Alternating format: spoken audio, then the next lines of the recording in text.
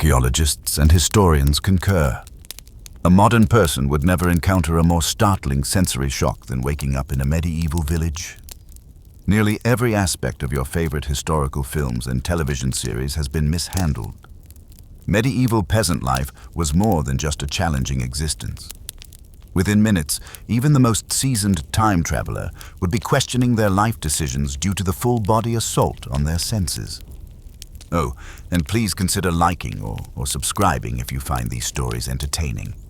I'm really interested in where you're all listening. Please leave a remark stating where you are and what time it is there. The fact that people throughout the world are falling asleep to this never ceases to amaze me. Okay, let's return to the Middle Ages in Western Europe. It's going to be quite the journey, I assure you. But first, settle in. Really, reposition those pillows. You'll want to be comfortable where we're headed, so pull up that blanket. Congratulations, then. In the 14th century, you woke up in a medieval village. It is either daylight or almost dawn. Nothing like your comfortable mattress at home, and you're not in a real bed. On the floor of a one-room house, you lie on a bag packed with straw. The rough fabric allows the scratchy straw to pierce your skin. The fragrance is the first thing you notice. Not the aroma of coffee brewing or breakfast preparation that would typically welcome you. No, this isn't the same. The heavy, bitter wood smoke from the fire from last night, which is now reduced to glowing embers in the middle of the room, is still present.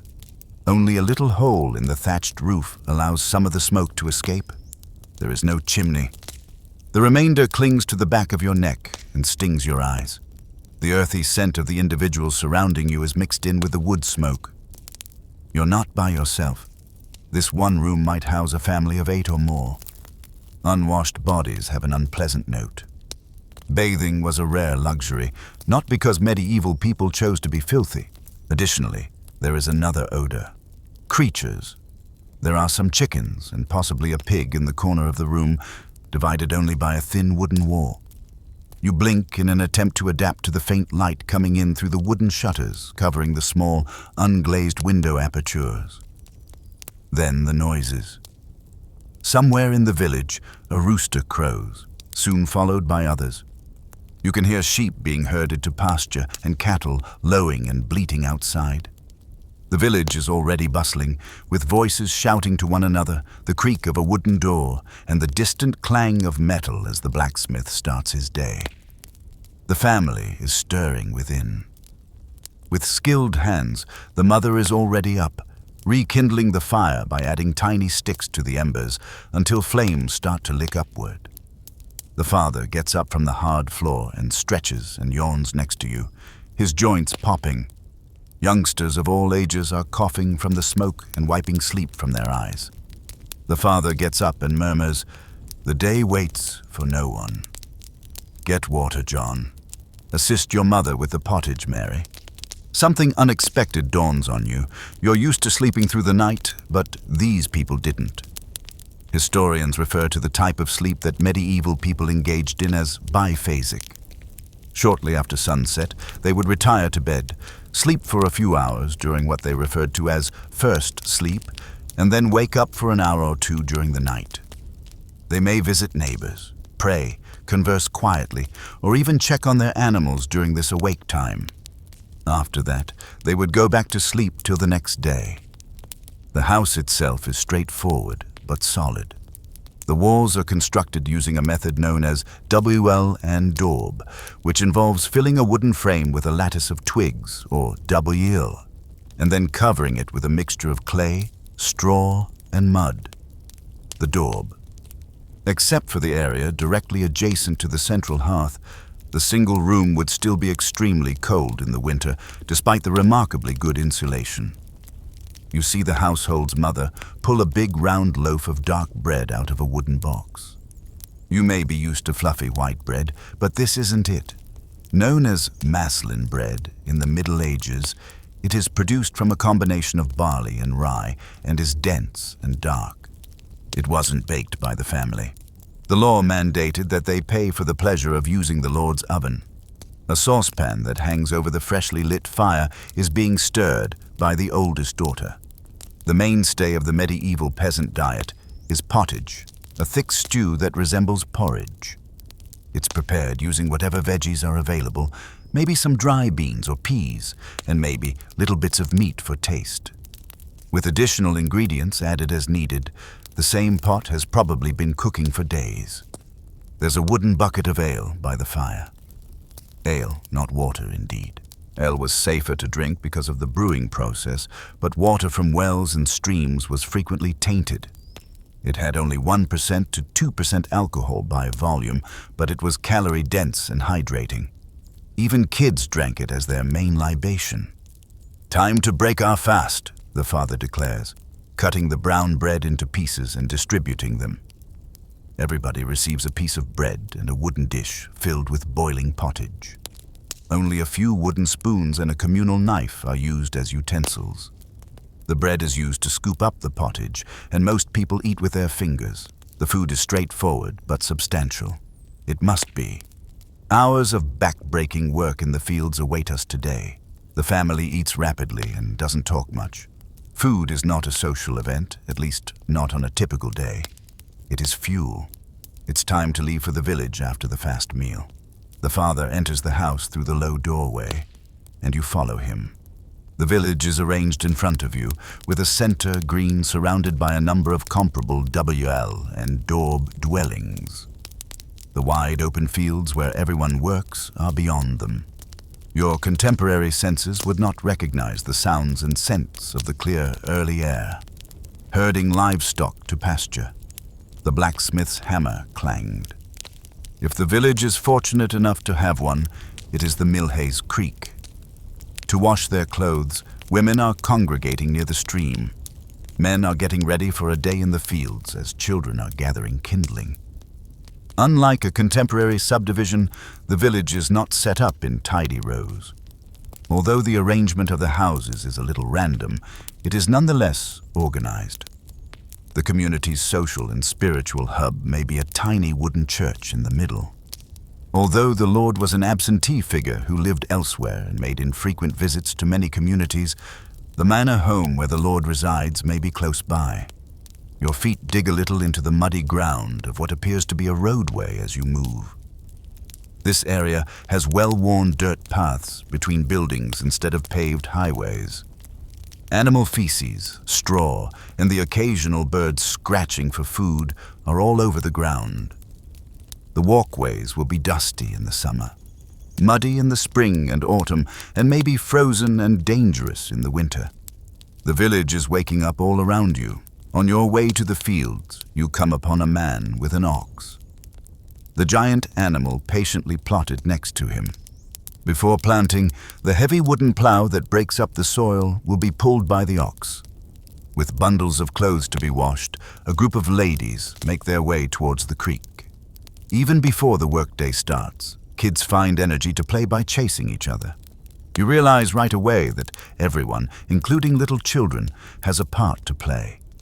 With a stick in hand, a child no older than 6 is prepared to spend the day chasing birds away from freshly planted seeds.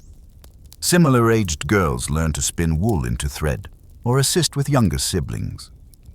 Childhood as a safe period for play and education does not exist.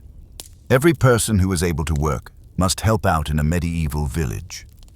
An old woman is seen meticulously caring for a little garden area close to one dwelling. These kitchen gardens, which grow vegetables, herbs, and possibly even medicinal plants, are essential additions to the peasant diet.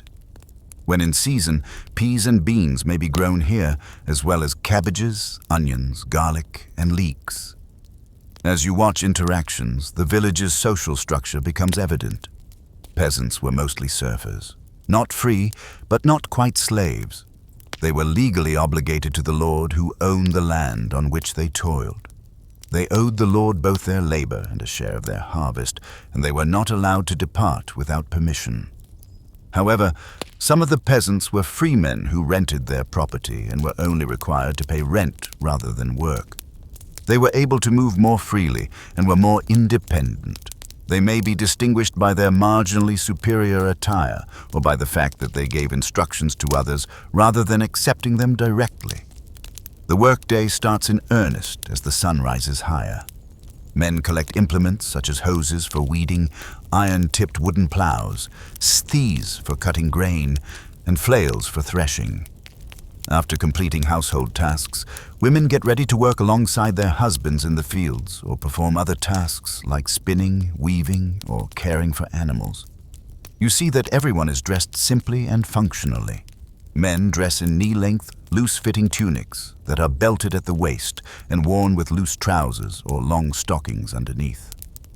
In order to preserve the priceless fabric, women typically wear an apron over their long linen shifts that are covered by woolen gowns or tunics. Everyone is dressed in subdued shades of brown, gray, or dull green wool or linen. The vibrant dyes you see in films were costly and only used by the rich. Instead of the tidy squares or rectangles you might anticipate, the fields that surround the settlement are separated into strips. Instead of working one large plot, each family works multiple strips dispersed throughout the fields. This guarantees that neither the greatest nor the worst land will go to one family. In many respects, it's a fairly equitable system. The rhythm of it all strikes you as you watch the villagers make their way towards the fields. The flow of life here is somewhat harmonious, despite the difficulties. Everyone is aware of their role and responsibility. Because of necessity, the society cooperates. In this world, no one could live by themselves. Now that the blacksmith has fired up his forge, the village is filled with the steady clang of his hammer on iron. Because he makes and fixes the metal implements that enable farming, he plays a vital role in village life. The miller, another significant figure who uses a water or wind-powered mill to grind the villagers' grain into flour, may be seen close to his forge. Since both men are expert artisans, their position may be marginally greater than that of regular field laborers. The closer this community is to nature, the more you realize it as the morning goes on. This place has no clocks. The sun, church bells, and the passing of the seasons are all indicators of time. The rhythm of labor varies with the seasons, with work starting at daybreak and ending at twilight. Early harvests and caring take place in the summer, while planting occurs in the spring. The primary harvest takes place in the autumn, and repairs, indoor tasks, and crop planning for the following year take place in the winter. You also observe how unstable life is in this place. Starvation could result after a single poor harvest. Without access to efficient medical care, illness could strike at any time. If an injury keeps you from working, you might not be able to pay your rent or taxes, which could result in eviction or worse. With little protection or safety net, medieval peasants lived on the brink of catastrophe all the time. Nevertheless, there is a strong sense of community in spite of, or maybe even because of, this precariousness. When it comes to challenging chores like housework or harvesting, neighbors support one another. When they can, they share resources and tools. To break up the monotony of work, they get together for markets, church services, and the occasional feast day or holiday. The sun rises higher in the sky as midday draws near. Workers in the field occasionally stop to wipe perspiration from their brows as the early chill gives way to warmth. They'll soon take a break for lunch, which will consist of another straightforward meal consisting of bread, cheese, and more ale to quench their thirst. It's your first morning in a medieval village, and you're alive. As your brain gets used to this new world, the sensory overload has started to subside. The first overpowering scents have faded into the background. The day's soundtrack is distinct, but not unpleasant, and includes the sounds of labor, animals, and human voices. Perhaps what most amazes you is how physically present everyone must be, and how embodied this life is. No zoning out in front of displays or retreating into digital devices is an option. Everyone here uses their bodies to work, create, and survive, giving their whole attention to their physical surroundings.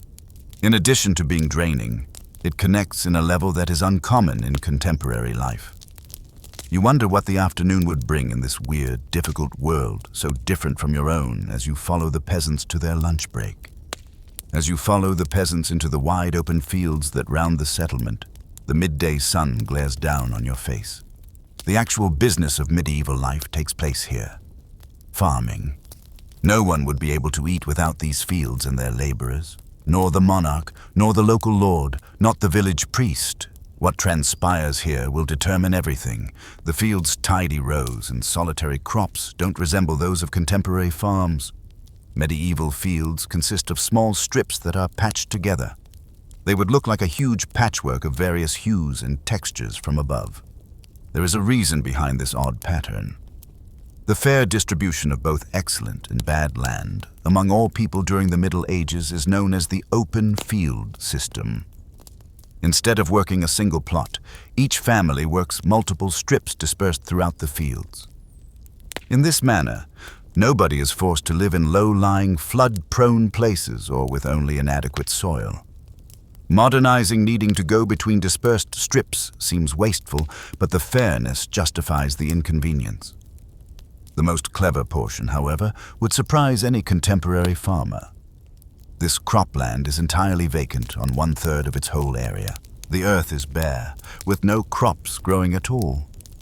Why throw away good land? A leathery-faced peasant woman who is walking next to you asks. She looks at you as if you're crazy. The following field requires rest, similar to people. Every year you plant the same field, but soon nothing grows. The biggest innovation in medieval agriculture is this 3-field arrangement. 3 enormous areas make up the farmland. Winter crops, such as rye or wheat, are grown in the autumn and harvested in the early summer. Another cultivates spring crops, such as vegetables, barley, or oats, which are sown in the spring and harvested in the late summer. The 3rd field is purposefully left bare to allow the soil to replenish its nutrients. Every year, they switch up which pitch is used for what. Winter crops are made from what wazo. Fields of winter crops give way to spring crops. Fields are ready for spring. In addition to preventing soil depletion, this rotation aids in controlling pests and illnesses that could otherwise accumulate in the soil. You are now on the outskirts of a field that is being actively cultivated. A huge wooden plow is being pulled by a group of oxen led by a man. The rest of the plow is made of wood, but it has an iron tip called a plowshare that digs into the ground. Another man is walking behind the plow, occasionally pressing down on the handlebars to push the plowshare deeper into hard soil. Plowing a single acre may require a whole day of grueling labor as the oxen struggle against their wooden yoke and move painfully slowly over the field. A small child with a lengthy stick walks beside you, and you watch him. Keeping the oxen in a straight line and prodding them when they slow down are his duties. He shouts out to the obstinate beasts, tapping one bull lightly with his stick. He manages the enormous creatures with surprisingly assured handling for a youngster who can't be older than 10. The heavier clouds of earth that the plow has churned over are broken up by a group of people behind it carrying rakes and hoes. They must stoop for hours on end. It's back-breaking labor. Years of exposure to the sun have worn their faces and calloused their hands. The fields appear to go on and on. 20 to 30 acres of land, not all of it their own, of course, may be farmed by a single peasant family. The majority is the lord's, and the peasants owe him labor on his own fields, known as the domain, as well as a portion of their harvests. The most striking thing is how tangible everything is. There is only human and animal strength instead of petrol, electricity, or hydraulics. It takes many calories of human labor to grow 1 calorie of food. The equation for energy is harsh and merciless. An older man calls from the other side of the field, "John, the oxen are drifting." The team's course is swiftly corrected by the lad with the stick. This is how direct education, practice, and observation spread knowledge in a society without books or schools. They employ basic yet efficient tools. In addition to the plow, you see people using wooden rakes, hoses strengthened with iron edges, scythes with long curved blades for cutting grain, and flails for threshing, which is the process of separating grain from stalks. The majority of tools have wooden handles with little metal parts added only when absolutely required. Metal is valuable and costly. A group of women are physically crawling down the ground along the edge of one field, removing undesired plants from among the crops that are growing. They can easily tell valuable plants from weeds thanks to their taught precision in finger movements. Despite the heat and commotion, a baby is tied to one woman's back and is napping. Across the pitch, a woman yells out to another, "Marjorie, how fares your mother?" In response, "Better today, the fever broke last night." Information circulates across the community even when one is working. There is only interpersonal contact that permeates the hamlet throughout the day. There are no newspapers or social media. The grain fields are not where all the labor is done. Beyond, a guy stands guard over sheep grazing in a meadow. These animals' wool will give the village much-needed revenue and clothing material. A mother and 2 kids gather berries and wild herbs from the forest's edge nearby, adding foraged food to the village's diet. Despite being a vital resource, the forest is strictly managed. The lord, or maybe the monarch, owns the majority of woodlands. Additionally, it is a major offense to take wood without permission. Nonetheless, locals have the right to collect food and fuel, as well as to allow their pigs to scavenge for roots and acorns beneath the trees. You are distracted from your views by the ring of a faraway bell. It is coming from the village church, and it is about noon, which is the hour of sex. All work pauses for a second. The sign of the cross is made by some peasants. Others just use the time to wipe perspiration from their brows and extend their backs. A gray-bearded man leaning his hoe against a tree declares it's time for dinner. In medieval parliament, dinner is not the evening meal, but rather the midday one. Small groups of people start to congregate and sit in whatever available shade. They take their midday supplies out of rough fabric bags. The lunch is straightforward and consists primarily of the dense, dark bread you saw at breakfast, maybe accompanied by some cheese or, for those who are lucky, dried meat. To wash it down, some people have brought little earthenware jugs of ale. At the edge of the field, you join a family seated beneath a twisted oak tree. After tearing his bread into pieces, the father gives it to his kids before consuming any for himself. They eat largely in quiet because they are too exhausted to talk much and because they know they will soon have to go back to work. "Father, will we complete the north field today?" a boy of maybe 12 asks. The man answers, "God willing. Tomorrow, if not now." His voice has a tone of patient acceptance. The rhythm of work is determined by the weather and nature, not by schedules or clocks. There are some things that just take as long as they do. You observe how the family's hands depict their lives as they eat. Even the kids have dirt and calluses pressed into their flesh that will never really go away. Years of dyeing wool and plants have left the mother's fingertips permanently discolored. Due to decades of grasping equipment, the father's hands are large and gnarled. Outside the fields, you can observe other villagers working at various jobs. The wet cloths slapped in a syncopated rhythm as women beat laundry against rocks down by the stream. Wood smoke rises from the blacksmith's forge near the village's outskirts, and the steady clang of his hammer reverberates through the fields. Village life would not be the same without the blacksmith. He shoes the horses and oxen, produces and fixes the metal components of farming tools, and crafts everything from door hinges to nails. Because his abilities are difficult to replace, he holds a respected position. The miller, who uses a water-powered mill situated on the stream to crush the community grain into flour, is equally significant. A percentage of the flour is paid to the miller. A habit that occasionally leads to complaints from the locals who believe he is taking more than is reasonable. Everyone resumes their work after the brief respite. Compared to morning work, afternoon work is slower, more methodical, and saves energy for the long hours that lie ahead. Now the sun is at its highest point, hammering down with ruthlessness. While men perspire freely, women have covered their heads with linen cloths for protection, their backs being stuck by their tunics. When feasible, work is done in groups. To ensure that no produce is lost to inclement weather due to a lack of hands to bring it in promptly, The entire village may cooperate for duties like harvesting, transferring from one family strip to another. The collaborative nature of medieval village life contrasts sharply with contemporary Bedtime individualism. Here, community is essential to survival. No one family could handle things on their own. They require the village's combined expertise, effort, and assistance. Observe Thomas as he sharpens his blade. A parent gives his son instruction. He is the village's lightest touch. The child watches intently as an older guy moves a wet stone in smooth, expert strokes along the curved blade. Through years of practice and direct demonstration, specialized information is transferred in this way.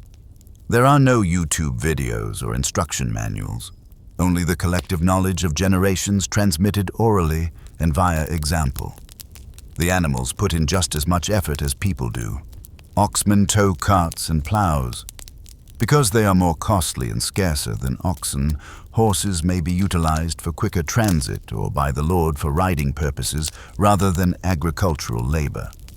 Insect-scratching chickens provide eggs and pest management in the gardens. Dogs aid in the herding of cattle and sheep. Cats hunt rats that would otherwise eat grain that has been stored. Even the common pig has several duties to fulfill. Pigs turn food leftovers and acorns, which would otherwise be inedible, into valuable protein by foraging on them. When winter arrives, a pig's carcass yields not only flesh, but also fat for cooking and candles, leather from the skin, tools made from the bones, and other organs for consumption. Nearly nothing is wasted. You see a shout coming from the other side of the pitch. In a muddy rut, a cart has been trapped. Up to the axle, the wooden wheel was buried. Several men immediately abandon their own tasks and rush to assist. With a collective grunt, some dig around the wheel while others press their shoulders to the cart and heave it free. No payment expectation exists. It might be their cart that needs to be rescued the next time. An essential reality of medieval rural life is depicted in this scene. The foundation of everything is reciprocity. I assist you today, and you assist me tomorrow. Everyone remembers both kindnesses and slights, but no one keeps a precise score. In a small town where people rely on one another, reputation is really important. Throughout the countryside, various work rhythms emerge as the afternoon goes on. A lone man is walking systematically around one field, planting the harvest for the following season by distributing seeds from a cloth bag that is draped over his neck. In another, to keep animals away from new plants, a family builds a crude fence out of weaved branches. Two women are chatting while their hands move in rehearsed patterns on a rudimentary loom they have put up between trees and a weaving fabric by the creek. The entire process, from breeding sheep to the final garment, required months of labor from numerous hands, making cloth manufacture both essential and time-consuming. You observe that there aren't many idle moments. People's hands are constantly working on mending equipment, whittling wood, or spinning thread even as they go from one duty to another. Particularly in the winter, as the days get shorter, daylight is too valuable to be wasted. Even if the technology is basic by today's standards, the medieval people's inventiveness in resolving issues with little resources is astounding. Cutting-edge medieval engineering is demonstrated by that watermill, which uses the force of the stream to crush grain. As an additional means of harnessing natural energy, the village may also have a windmill on a neighboring hill. You stop to observe a woman at a field's edge working. She's twisting raw fiber into thread with a spindle, a pole that contains unspun wool, and a disc staff. As the spindle rotates and drops, winding up the completed thread, her fingers move in a hypnotic rhythm, dragging out and twisting the fibers. This creates the thread required for every cloth, and she can do it while walking, conversing, or observing children. Another aspect of medieval existence is this. The village fields were frequently surrounded by woodlands that were home to wolves, bears, and wild animals. The line separating the forest from civilization was brittle and occasionally perilous. A few minutes later, the soldiers are back, breathing heavily but successfully. One declares with satisfaction that they got away with nothing. For today, at least, the sheep are safe. The light quality shifts as the day turns into the evening. The fields and village appear almost idyllic as the strong midday light gives way to a softer, golden glow. More often lately, workers straighten their backs and check the position of the sun to see how much daylight is left. Despite hours of work, older kids who have been assisting all day start playing tag on the spur of the moment in one corner of the common field. Their laughter reverberates over the fields, serving as a reminder that happiness can be found even in this hard world. Soon people will start returning to the village for dinner, and whatever work has to be done before nightfall. For the time being, however, they are still in their enduring relationship with the earth, drawing sustenance from the soil with little more than their own power and wooden implements. The fields that encircle you symbolize a feat that is simple to ignore from a contemporary standpoint. These medieval farmers created sustainable agricultural systems that can sustain comparatively large populations year after year, despite lacking scientific knowledge of soil chemistry, plant biology, or meteorology. Centuries of observation, trial and error, and accumulated wisdom passed down through the generations form the basis of their methodology. You can't help but feel a renewed sense of respect for these individuals as the work week draws to a close because their lives are so dissimilar from your own. Their lives are more difficult in many respects.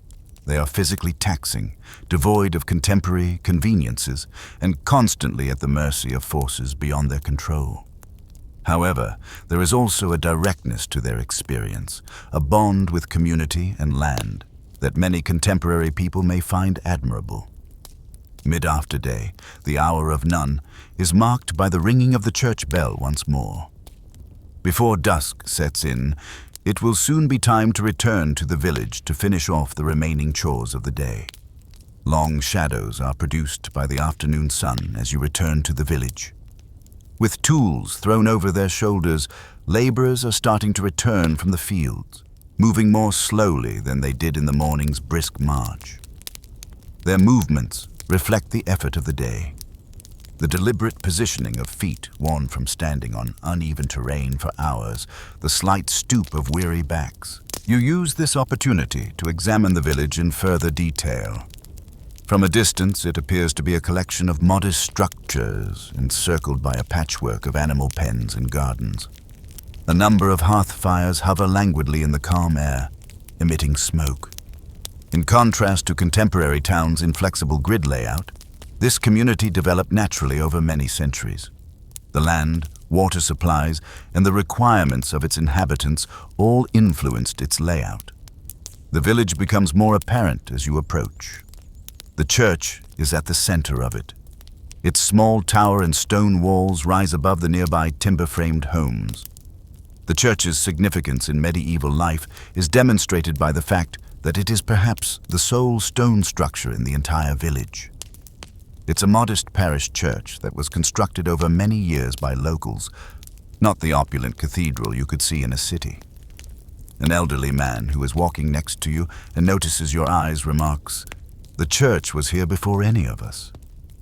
That tower was raised with assistance from my grandfather's granddad." His voice is full of pride. He is linked to both generations yet to be born and long-dead forebears by this edifice. There are several uses for the churchyard that surrounds it. Naturally, it serves as a cemetery, but it also serves as a gathering spot, a market, and occasionally even a venue for games and festivities. The sacred and the commonplace are inextricably linked in medieval society. They frequently share the same space and coexist side by side. The manor house is a larger, better-built home that is located close to the church, yet significantly separated. Even though he may not be there very often, this belongs to the lord who owns the village holdings. Instead, it might be occupied by his steward or bailiff, who would be in charge of collecting the rent and services that the people due. The remaining structures are grouped around these two religious and secular power centers. Like the one you woke up in this morning, the majority are basic one-room homes. constructed with thatched roofs, bowel and daub walls, and timber frames. Larger families may live in two-room homes with a little divide between the sleeping and living spaces. Be careful. A boy with a long stick and a shaggy dog leads a small herd of sheep by you, and you move aside. The animals are being moved from the pasture to a community pen for the night, where they will be protected from robbers and wolves. The village is full of animals. Between houses, chickens scratch in the dirt. Pigs root around the boundaries of yards, and a few goats munch at weeds growing along a fence. Here, animals are included into everyday life, rather than being kept in isolated locations like they could be on contemporary farms, frequently cohabitating with their human owners. Many of the characteristics of contemporary communities that we take for granted are hidden from view. No street signs are present.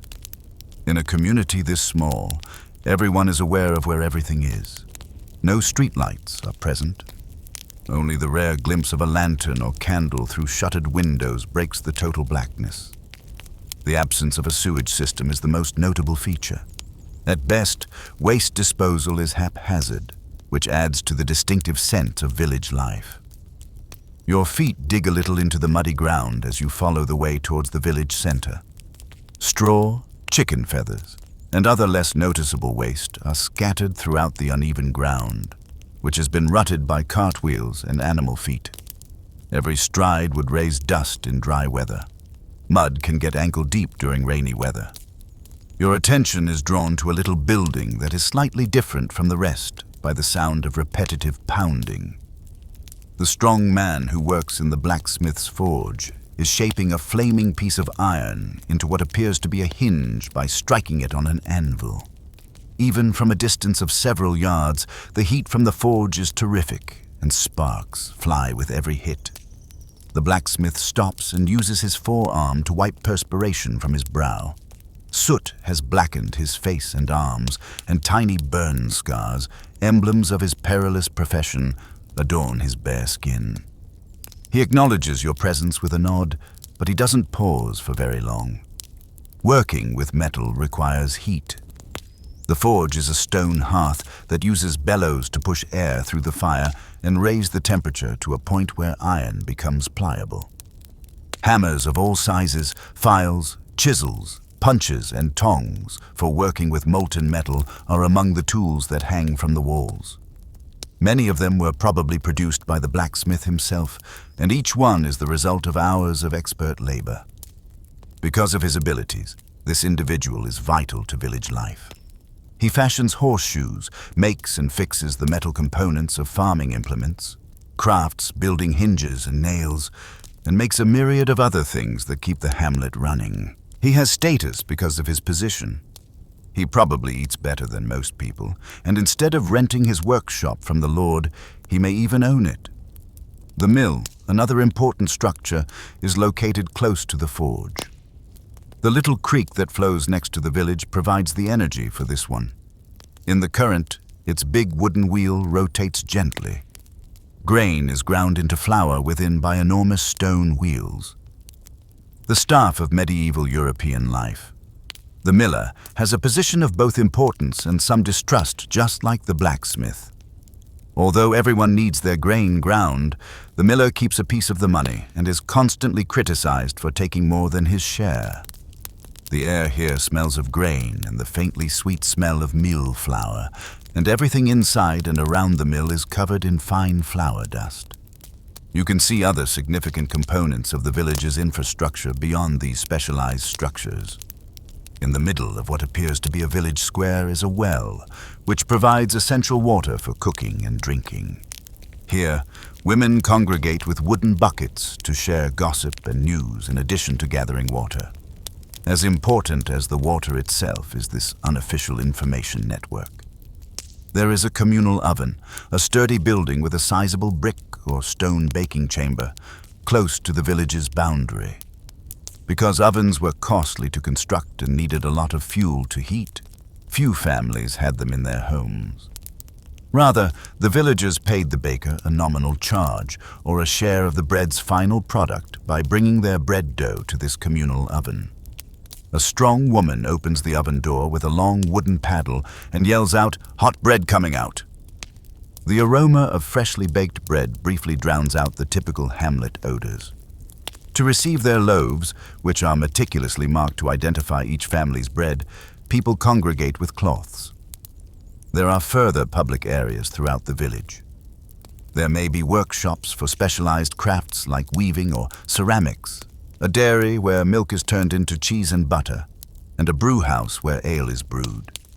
These areas stand for resources and knowledge that are shared.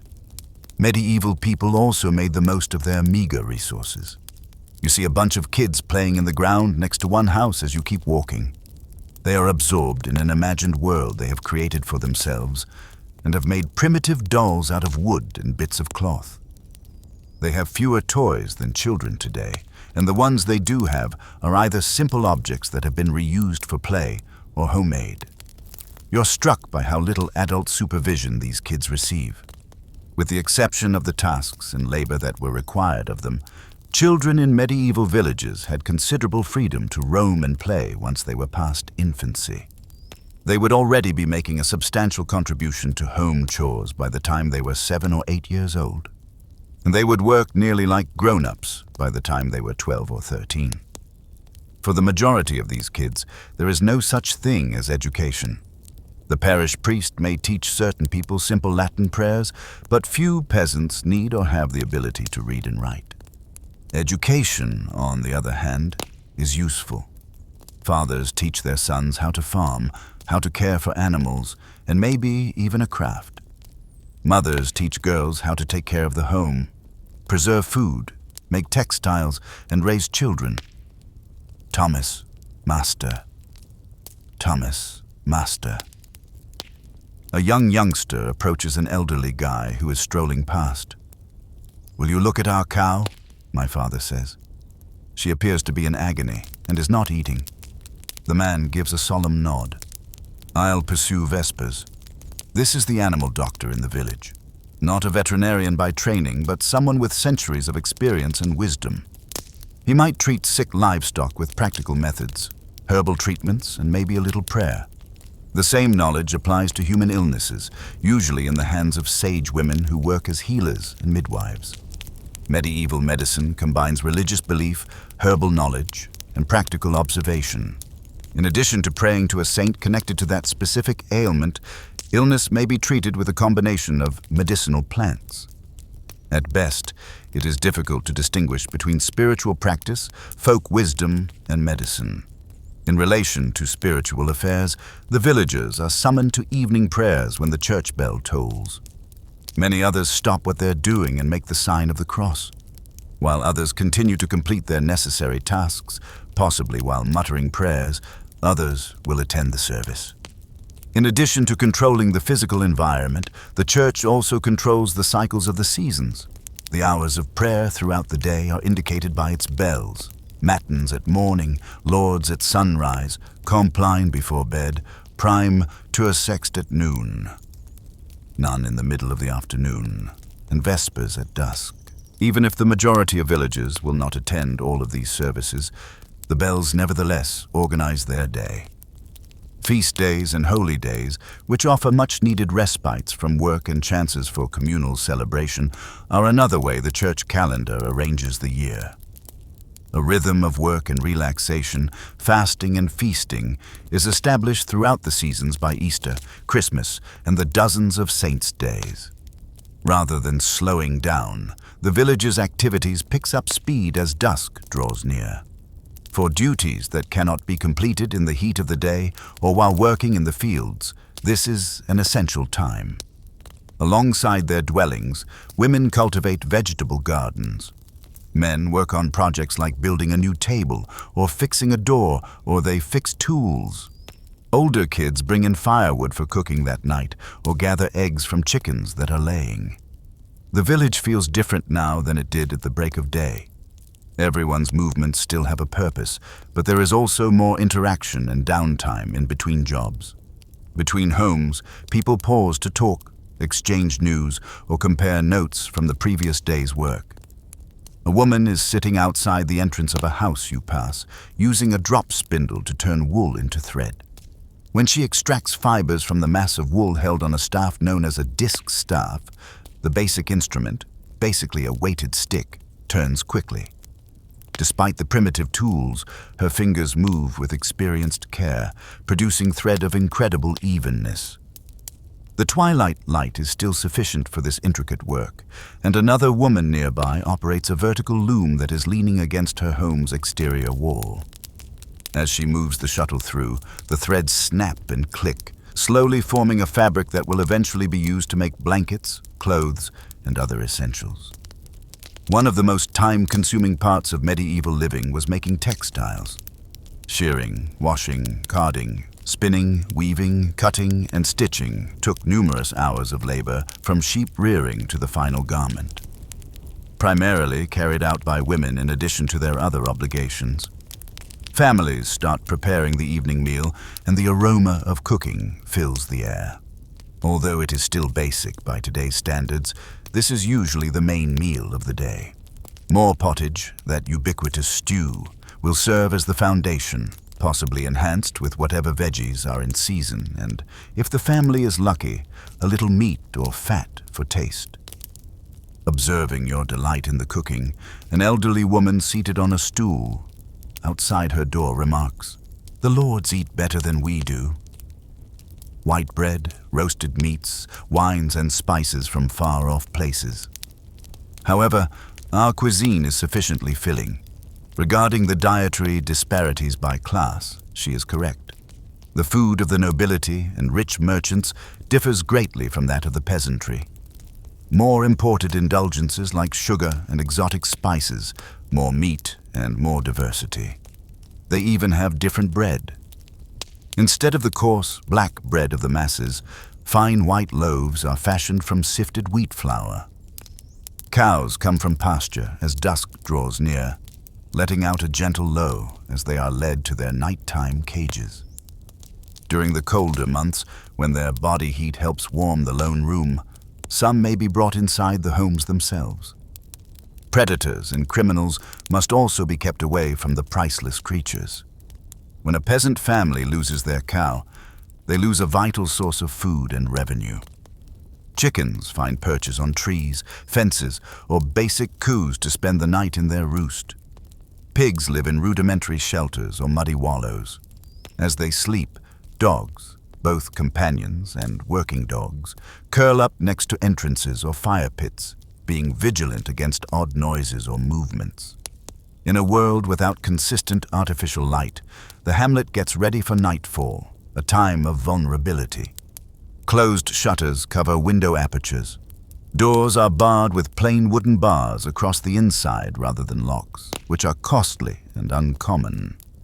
In order to minimize the chance of fire spreading to the extremely flammable thatched roofs, fires are banked to offer some heat during the night. The biggest physical threat to a medieval community is probably fire. With open flames for cooking, heating, and lighting, and dwellings mainly constructed of wood, straw, and dried mud, one irresponsible moment may spell disaster. Village rules frequently contain stringent fire safety regulations, with severe penalties for individuals who negligently put the community in danger. However, there are additional risks. Sickness that can spread quickly through crowded, unsanitary living quarters, risks from untamed animals or human criminals, and the constant worry of starvation in the event that crops fail or armies raid the food supply. The precariousness of medieval village life is something that modern people hardly ever encounter. However, the sense of togetherness is evident in spite of these difficulties, or maybe even as a result of them. You see tiny groups congregating in the remaining light as night descends. Men whittle or fix nets as they sit on logs outside a house, talking about the weather and harvest prospects. To prepare veggies for preservation, women collaborate. While they laugh and converse, their hands are occupied. There are several reasons for these evening meetings. They are social events, to be sure, but they are also chances to share work, share knowledge, and strengthen the links that keep the community alive. People sing, tell stories, and work together to solve issues. Human connection is the main source of information and enjoyment in a world without books, television, or the internet. Another day in this medieval village comes to an end when the church bell rings once more. Families withdraw into their houses one by one for dinner and then go to bed shortly after. Activity almost completely stops when it gets dark. The job on the following day will start with the dawn, and candles and rushlights are too costly to last for very long. The stars appear in a sky free of light pollution as night falls completely over the settlement. Overhead, the Milky Way extends in a dazzling band. The locals are also familiar with the night sky because they are not distracted by contemporary distractions. The locations of the stars allow them to determine the seasons, while the moon's course allows them to determine the time. Another day like today will come tomorrow. Church festivals, seasonal shifts, and the sporadic occurrence of a special event, such as a wedding, birth, or death, punctuate the unending cycle of agricultural life. The town is currently sleeping and regaining strength for the upcoming task. The medieval village is now at night. Because the stars are so bright and plentiful, they create faint shadows on the ground, making the vast blanket of stars overhead appear to hang just beyond your grasp. The night sky puts on a spectacle that few people in the contemporary world ever see, since there are no electric lights to compete with it. Shooting stars scribble thin lines across the heavens, and the Milky Way extends in a bright band from horizon to horizon. You're not outside to look at the stars, though. You've spent the evening with a family at their one-room house, seated on a crude wooden bench that was pushed up to the main fireplace. The only source of light is the fire, which creates dancing shadows on the door or walls. Although there is a lot of smoke that lingers and somewhat stings your eyes, it rises towards the hole in the thatched roof. The household's father sees you warming your arms against the chilly chill and offers, "Come closer to the fire, friend." Illnesses are carried by the night air. Medieval health ideas were based on a combination of superstition and practical observation. Since diseases like malaria and physically foul air tended to hit more frequently after sunset, night air was indeed seen as hazardous, but not without some justification. They saw the pattern, but they had no idea why mosquitoes were more active at night. The evening meal has been completed by the family. Another pottage, a little thicker than the breakfast pottage, with a little salted pork added for taste. Along with possibly some cheese or eggs, they have also consumed more of the coarse bread. After using the remainder of the bread to clean the wooden bowls, they were placed on a shelf and left there till morning. One of the few downtimes in the medieval era is about to begin. These evening hours before bed are for family storytelling and easy activities that can be done by hand or in low light, because there isn't enough light for most tasks. Even in almost complete darkness, the mother is seated on a low stool, manipulating a drop spindle with her fingers. The motion is so recognizable that she requires little visual assistance. In the corner, two young children engage in calm play with carved wooden animals. Using a whittle, the eldest son meticulously shapes a piece of wood into what could be a ladle or spoon. One of the kids says, "Tell us about the wolf hunt, father," as he looks up from his game. Grinning, the man puts down the leather strap he has been repairing once more. "You've already heard it 3 times. Please." The child watches patiently, his eyes reflecting the firelight. "Excellent." The father relaxes, and everyone appears to take a moment to listen, including the mother, who is spinning. No one could recall a colder winter than this one. The wolves became brave with hunger, and the snow piled higher than a man's head. In medieval villages, storytelling was an essential form of amusement. The spoken word provided amusement, religious teaching, history, and practical information in the absence of books, radios, or screens, in addition to serving as a much-needed diversion from the struggles of everyday life. Stories passed down through the generations preserved cultural memory and ideals. The father's account is a combination of factual information and hyperbole, delivered with the familiar rhythm of a well-told yarn. He tells how the men planned a hunt that led the alpha wolf to its den after a pack of wolves endangered the village livestock 10 winters earlier. As he recounts the last encounter, his hands make dramatic gestures, simulating the spear thrust that ultimately defeated the beast.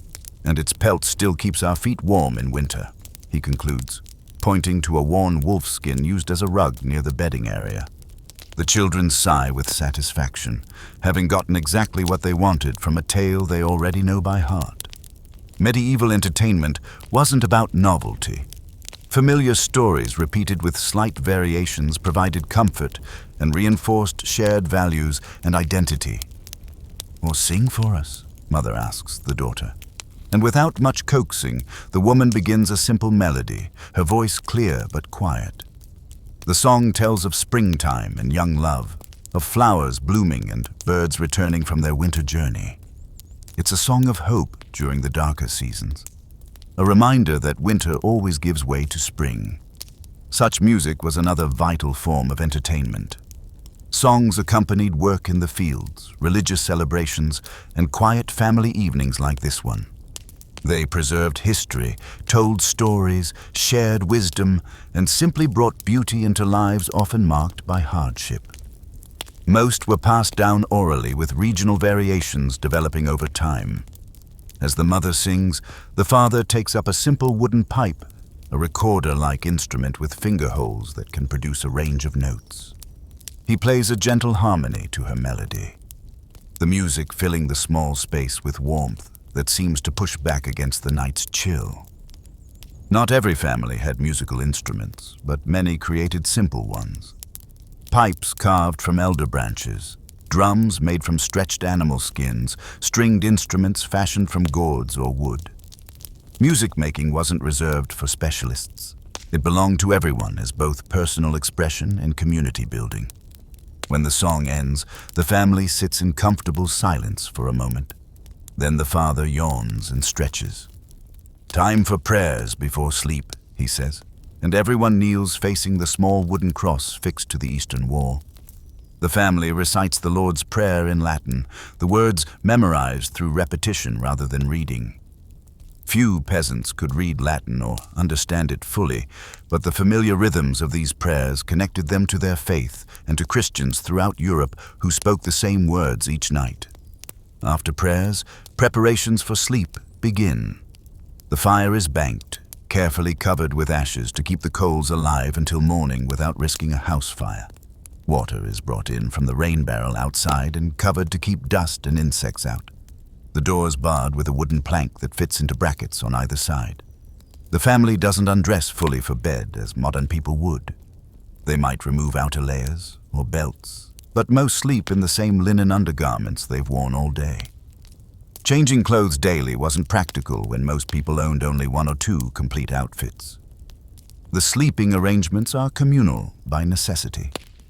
The parents and youngest children share the single raised platform bed, little more than wooden planks covered with a straw-filled mattress and woolen blankets. Older children and any guests or relatives sleep on straw pallets laid directly on the earthen floor. Privacy, as we understand it, wasn't a concept in medieval peasant homes. The single room served all functions: cooking, eating, working, socializing, and sleeping. Even intimate moments between husband and wife might occur with only the thinnest pretense of privacy. Perhaps a blanket hung temporarily as a divider while children pretended to sleep. Before the last light is extinguished, a simple oil lamp with a floating wick, the mother checks on the smallest child, tucking the blanket more securely around her.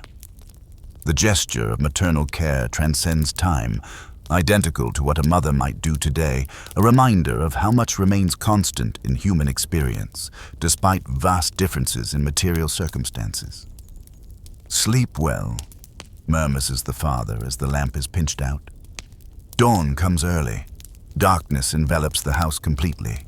Without any artificial light sources, the night is profoundly black, broken only by the dull red glow of banked coals in the hearth. The sounds change too. The settling of the wooden structure as temperature drops, the soft breathing of sleeping children, occasional rustling of animals in their corner of the room, and from outside the hoot of an owl hunting in the fields. Not everyone in the village retires so early, though. In some homes, particularly during winter, when nights are long, neighbors might gather for communal activities that are easier done in groups. Women might bring their spinning or weaving, working together by the light of a shared fire while sharing gossip and songs. Men might repair fishing nets or carve tools, sharing the light and warmth while discussing crops or village politics. These gatherings served practical purposes beyond sharing resources. They reinforced community bonds, distributed knowledge, settled minor disputes informally, and provided crucial social support. In a world without phones or internet, face-to-face interaction was the only way to maintain the social networks everyone depended on for survival. Some evenings brought special entertainments. A traveling minstrel might arrive, bringing news from distant places along with music and stories. Such visitors were rare treats in isolated villages, greeted with excitement and rewarded with food, drink, and perhaps a few precious coins for their performances. Village celebrations marked important transitions in both the agricultural and religious calendars. The completion of harvest might bring a feast day where even the poorest families contributed something to a communal meal. Religious festivals combined sacred observations with much-needed opportunities for relaxation, dancing, and sometimes courtship between young people from neighboring villages. Weddings were major community events, often scheduled for after harvest, when food was most plentiful. The entire village would participate, contributing food, music, and manual labor to preparations. Such celebrations might last for days, providing a welcome break from routine and cementing relationships between families who would depend on each other through hardship and prosperity alike. On ordinary evenings, though, darkness brought the day's activities to a natural close. Without artificial lighting, most work became impractical or dangerous after sunset. Sleep patterns aligned more closely with natural light cycles, with most people going to bed soon after dark and rising with the dawn. This doesn't mean medieval people slept a solid 8 hours through the night. Historical evidence suggests they practiced what's called biphasic sleep, sleeping for several hours after sunset. First sleep, then waking for an hour or two around midnight before returning to second sleep until dawn. During this midnight waking period, people might pray, talk quietly with bedmates, tend the fire, check on animals, or even visit neighbors. Some medical texts from the period suggest this midnight hour was considered ideal for conception, being a time of restfulness and peace. The pattern of first and second sleep wasn't viewed as insomnia or a sleep disorder. It was the normal rhythm of human rest before artificial lighting extended waking hours deep into the night. Some sleep researchers believe this biphasic pattern might actually be more natural for humans than the consolidated 8-hour sleep modern people strive for. As you lie on your straw pallet in the dark house, listening to the soft breathing of the family around you, you might find yourself drifting into this ancient sleep pattern. The physical labor of the day has left your body tired in a way modern workouts rarely achieve. A deep, honest fatigue that makes the simple bedding feel luxurious. The smell of wood smoke hangs in the air along with the earthy scent of the thatched roof and the faint animal odor from the household's livestock. It's not unpleasant once you've grown accustomed to it, simply the normal background scent of medieval life. As unremarkable to the villagers as the smell of cleaning products or air fresheners might be in a modern home. Outside the village has its own nighttime soundscape. An occasional dog barks, alerting to a fox or badger prowling near livestock pens. Wind rustles through thatched roofs and shifts the branches of ancient oaks standing sentinel at the village edge. From the direction of the stream comes the steady rhythm of the watermill operating even at night when the flow is strong enough. These sounds have a pattern and meaning to villagers that might escape a modern visitor. The mill's rhythm tells them water levels are good, promising efficient grinding of tomorrow's grain. The pattern of animal sounds indicates no unusual threats prowling the village edges. The wind direction carries information about tomorrow's weather that might determine which tasks take priority at dawn. The medieval relationship with night was complex. Darkness brought real dangers from accidents in an environment without lighting to predators, both animal and human, that exploited the cover of night. Spiritual fears also intensified after sunset, with beliefs in supernatural creatures and forces that held sway in darkness. Yet night also brought its gifts: rest from labor, family togetherness, and a sky ablaze with stars that served both practical and spiritual purposes. The stars helped mark seasons, and even hours, while also inspiring awe that connected people to religious and philosophical traditions stretching back millennia. Medieval villagers had detailed knowledge of celestial patterns gained through generations of observation.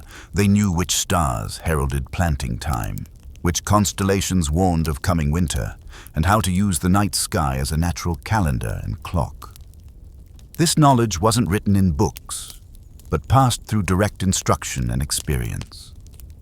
The night also offered solitude rare in daytime village life.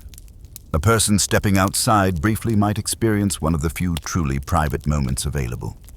A chance for reflection, personal prayer, or simply breathing space away from the constant company of others. Such moments helped balance the intensely communal nature of medieval existence. For those awake during the deepest part of night, midwives attending births, monks rising for midnight prayers, or villagers during their midnight waking hour, the world took on different qualities. Sounds carried farther in the still air. Familiar paths became mysterious landscapes navigated by touch and memory. Time itself seemed to flow differently. In this darkened house surrounded by the sleeping family, you feel a connection to countless generations who found rest in similar circumstances. Despite the vast technological differences between their world and yours, the human experience of night, with its vulnerability, its mystery, and its renewal remains fundamentally unchanged. Sleep comes easily after the physical demands of a medieval day. Your thoughts slow as your body settles into the simple bedding. The last sounds you register are the soft crackling of banked embers and the deep, steady breathing of people who will rise before dawn to begin another day of tending fields, animals, and each other in their carefully balanced world. As your consciousness drifts towards sleep, you carry with you a new appreciation for these medieval lives, harder than yours in countless material ways, yet rich in direct experience and community connection that many modern people find themselves craving. The medieval village sleeps now under its canopy of stars, the same stars that will shine over it tomorrow night and for centuries to come. In the stillness before dreams take hold, there's comfort in that continuity, a thread connecting your temporary visit to the ongoing story of human lives lived in rhythm with land and sky, season and community. Dreams come easily on your straw pallet. The physical exhaustion of a day in medieval life settles deep in your muscles, a kind of tiredness modern gym workouts rarely achieve. This is the honest fatigue that comes from using your body as the primary tool for survival. The darkness is complete, wrapped around the sleeping household like a thick blanket. When you wake, it's not yet dawn. The house is dark except for the faint red glow of the banked fire.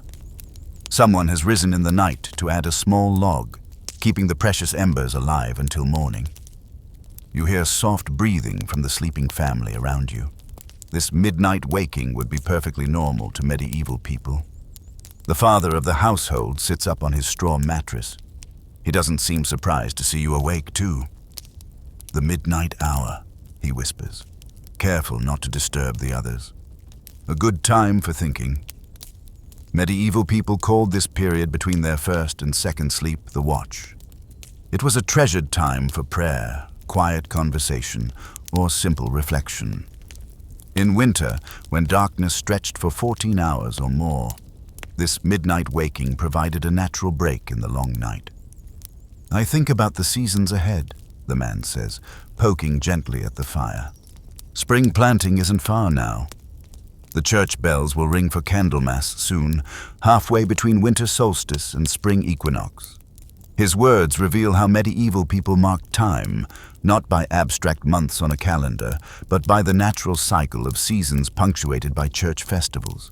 Their year followed an ancient rhythm, the solstices and equinoxes, marking the sun's journey with cross-quarter days between them, creating 8 segments to the year. Each transition brought its own traditions, tasks, and expectations. Candelmas in early February marked the first stirrings of spring preparation. Across Europe, peasants would begin checking their plows, sorting seeds, and watching for signs of warming earth. The exact timing varied by region. What worked in southern France wouldn't apply in northern England, so local knowledge passed down through generations was crucial. The old ones say to watch the elder bushes, the man continues. When their buds swell, it's time to prepare the field edges. My father taught me that, and his father before him. This generational knowledge kept communities alive through centuries of change. Without books or formal education, practical wisdom had to transfer directly from person to person. Children learned by watching, helping, and gradually taking on more responsibility until they mastered complex skills. The conversation drifts into comfortable silence. Outside, an owl hoots. Then another answers from farther away. Eventually, the man yawns and settles back onto his mattress. "Sleep well," he murmurs. "The second sleep is always the sweetest." You drift back to sleep, pulled down by the deep quiet that only comes in a world without electrical hum or distant traffic. This time your dreams are filled with medieval images. Fields of swaying grain, church bells marking the hours, hands working wool into thread with practiced motions. When you wake again, pre-dawn light filters weakly through the cracks around the door and the smoke hole in the roof. The family is already stirring. The mother kneels at the hearth, coaxing yesterday's embers into new flames. Children roll up their sleeping pallets. The day begins again as it has thousands of times before in this ancient rhythm. But today you notice something different in the quality of light, in the sounds coming from outside. There's a subtle shift in the air, a barely perceptible softening. You've slept through the final weeks of winter, and the first whispers of spring have arrived in the medieval world. "Feel that?" asked the mother, noticing your expression as you step outside with a wooden bucket to fetch water from the rain barrel. The turning of the year, still cold, but different. She's right, though frost still crunches underfoot. The morning bird's song has changed. New voices have joined the chorus, migrants returning from southern wintering grounds. The village looks the same, but there's a different energy as people move between tasks with slightly more vigor in their steps. In medieval, people were exquisitely attuned to these seasonal transitions.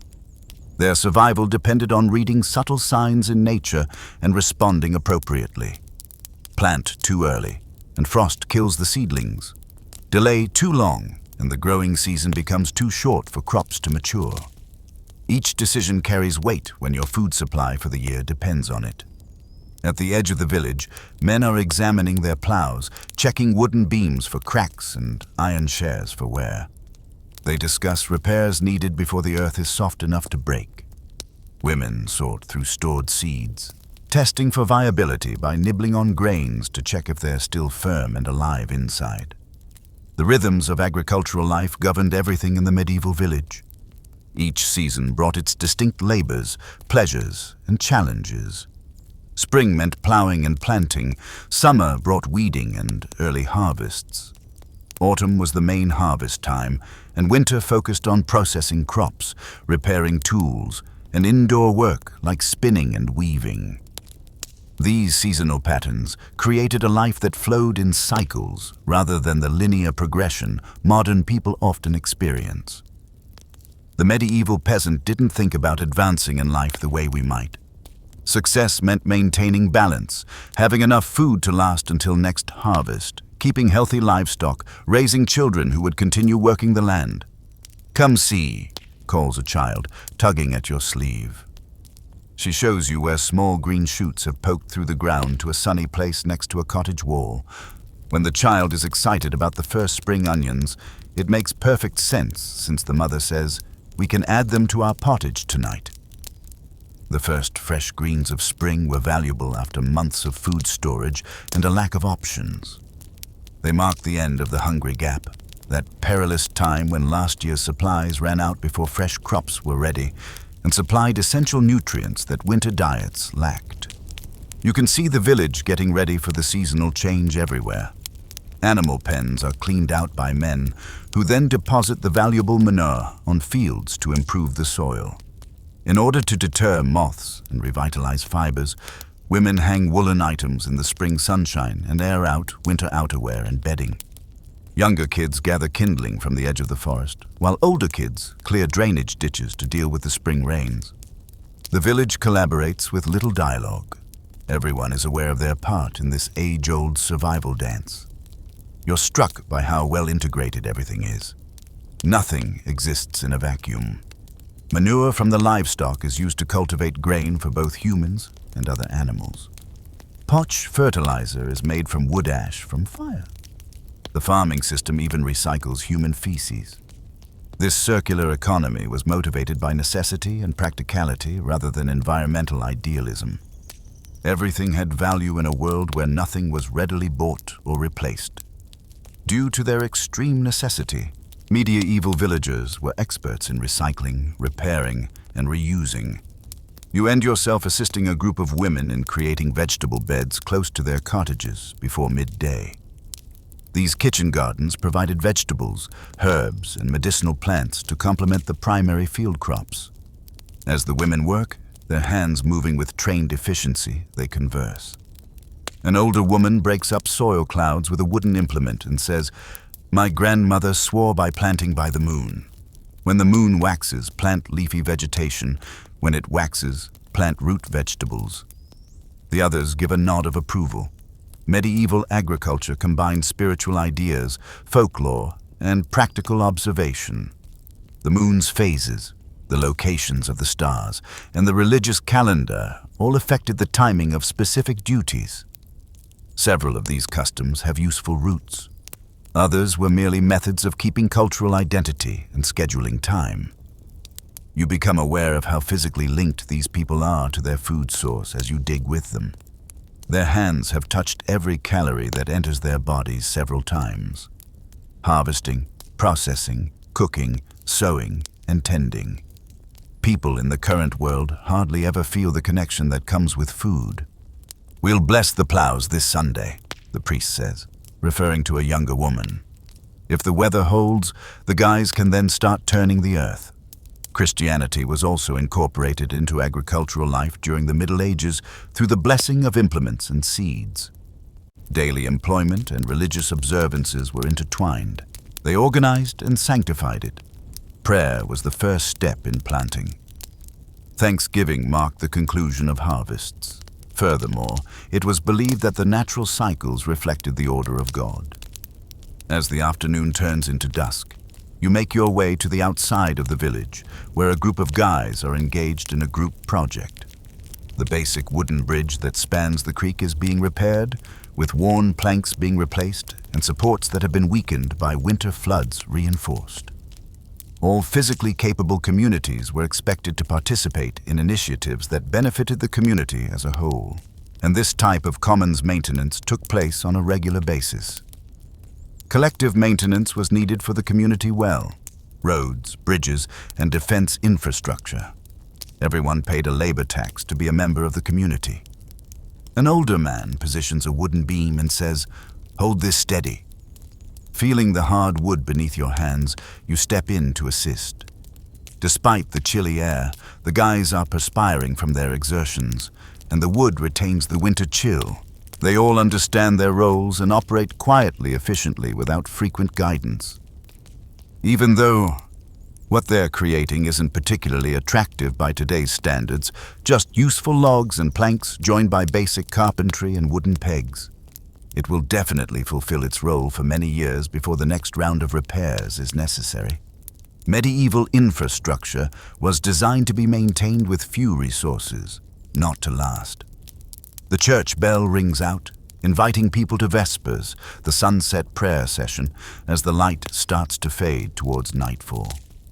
Some of the locals instantly abandon their work and make their way to the little stone church. Others carry on with pressing assignments, possibly whispering prayers while doing so. Although it signals the hour, the bell does not compel everyone to obey. Even in this intensely devout society, practical concerns might occasionally take precedence. You duck your head to get in through the low stone doorway as you follow people heading to the church. The interior is uncomplicated yet serene. As the final rays of sunlight filter through tiny, high windows, shadows collect in the corners. There are wooden shutters that can be closed in the event of inclement weather, but no glass. Simple artwork of saints and Bible stories adorn the walls. For those who were uneducated, these pictures functioned as books that taught them religious stories. Made from local minerals, botanicals, and binding agents like egg yolk, the colors are earthy and faded. People in the village kneel or stand on the crowded ground floor. This modest parish church has no pews. The priest leads Latin prayers in a sing-song voice, hardly more educated than his congregation, but distinguished by his position. While few comprehend the words, everyone is aware of when to make the sign of the cross or reply with Amen. As daylight disappears entirely, the brief service comes to a conclusion. Greeting each other quietly or arranging to assist neighbors with tomorrow's chores. People file out. The village transitions into the evening. They build fires for cooking that night. Animals are either brought indoors or kept in confinement. Children are summoned from their play. The dinner this evening looks a little heavier than the one from yesterday. There are more components in the pottage. The child showed you those early spring onions. Preserved dried peas from the previous year. For flavor, add a tiny bit of meat with precious salt. And there's a surprise. A neighbor's basket of eggs, whose hens have started laying more as the days get longer. The father breaks an egg into the wooden bowl where his wife is preparing flatbread dough and says, "The wheel turns." The season of plenty is coming after a hungry winter.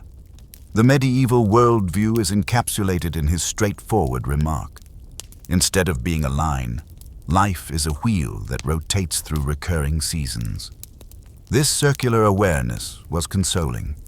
Despite these inevitable ups and downs, the community would persevere through the good times and the bad. Activities shift indoors after the evening meal as darkness falls over the hamlet fully.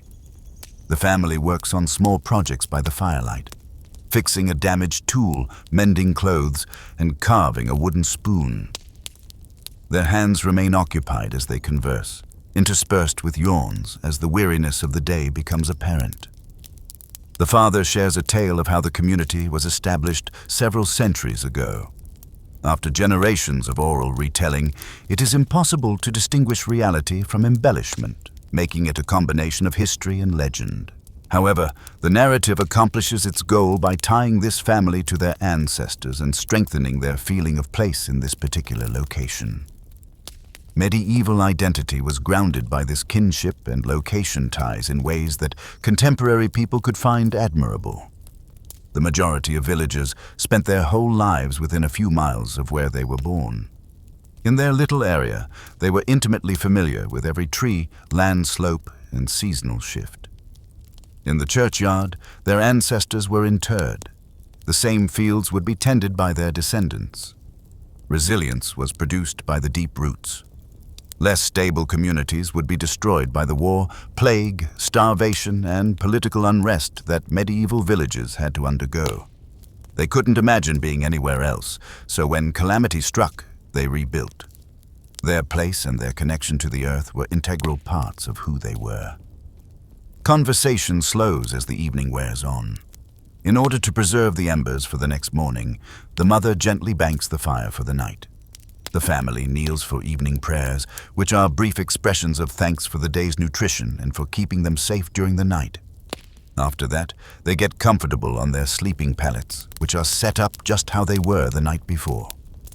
"Rest good," Mother murmurs. "We start turning the planet tomorrow." Her statements are meaningful both literally and figuratively.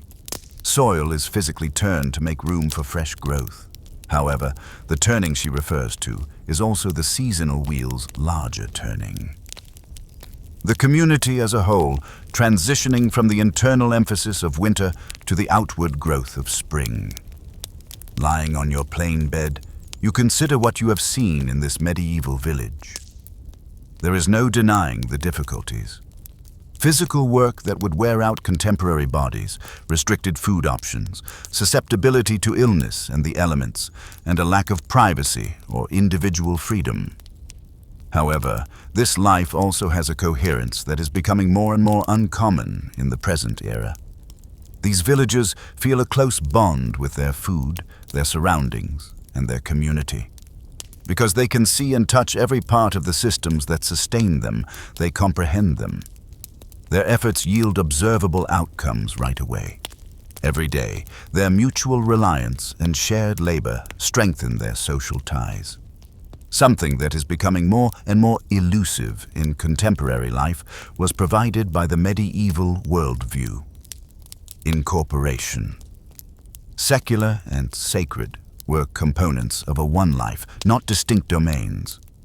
Instead of following arbitrary schedules, work and leisure followed their own natural rhythms.